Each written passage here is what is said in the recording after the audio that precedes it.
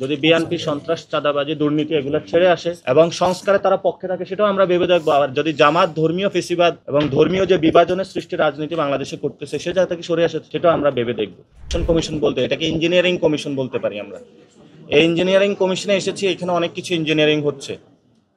So engineering কমিশনের জায়গা থেকে আমরা আমাদের ফাইটটা করে যাচ্ছি এবং সেই ফাইটিংয়ের জায়গায় আমরা সাপলাকলি অ্যাপ্লাই করেছি।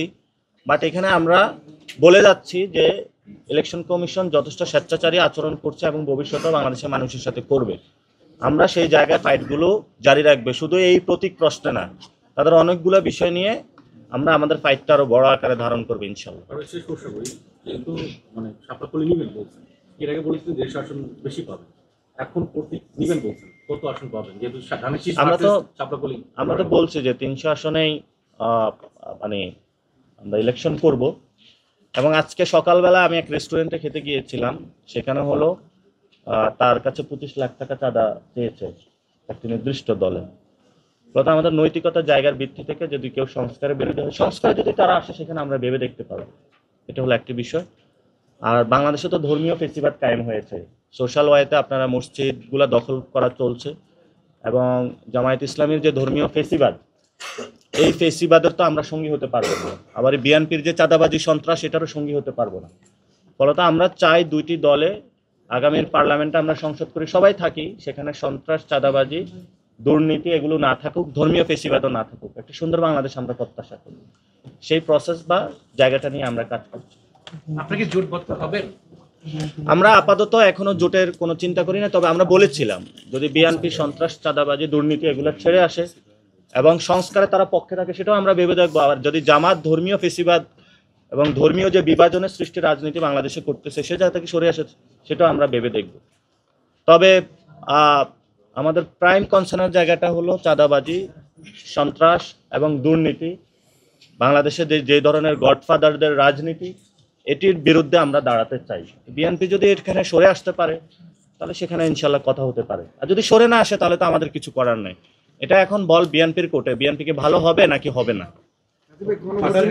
লেভেল প্লেইং ফিল্ড এই মুহূর্তে ঠিক আছে কিনা, যেহেতু বিজেপির উপর হামলা হইলো গতকালকে, এই ব্যাপারে যদি কেউ কোনো মন্তব্য করেন? না, লেভেল প্লেইং ফিল্ড তো এটা নিয়ে অনেক দলে আপত্তি জানিয়েছে, এটা ফুল আমাদের কাছে মনে হচ্ছে না। আর ইসির হাতে এখনো ক্ষমতাটা আসে নাই, আপনি ফুল এখনো ইসিকে বলতে পারবেন না। এবং বর্তমানে তো সরকারের কাছে যে বা জননিরাপত্তার জায়গা তো স্বরাষ্ট্র উপদেষ্টাই দেখছেন, তো সেই জায়গায় বাংলাদেশের নিরাপত্তা কিন্তু খুব নাজুক পরিস্থিতিতে রয়েছে। তো নিরাপত্তাটা ওনারা ডেভেলপমেন্ট করার চেষ্টা চালাচ্ছে, কিন্তু আমরা আশাবাদী যে আমরা একটা জায়গায় যাব। এবং তবে যাই কিছু হোক না কেন, এর মধ্যে কিন্তু আমাদের ইলেকশনে যেতে হবে, ইলেকশনটা দ্রুত। কারণ এখানে আপনি দেখেছেন শেখ হাসিনা রয়টার্সকে সাক্ষাৎকার দিয়েছে এবং আওয়ামী লীগকে নিয়ে আসার জন্যই অনেকে প্রচেষ্টা চালাচ্ছে। সেই জায়গা থেকে আমরা চাচ্ছি যে একটি স্টেবল গভর্নমেন্টের দিকে যেতে এবং সবাইকে একটি সুন্দর প্রক্রিয়াগত জায়গায়, ঐক্যের জায়গাতে নিয়ে আসতে। এখন গণভোট নিয়ে হলো বিএনপি এবং জামাত হলো মুখোমুখি অবস্থানে রয়েছে। আমরা দুই দলের কাছে আহ্বান রাখবো যে আপনাদের এই ধরনের যুদ্ধ নির্বাচনকে ব্যাহত করবে, নির্বাচন পিছিয়ে যাওয়ার সম্ভাবনা রয়েছে।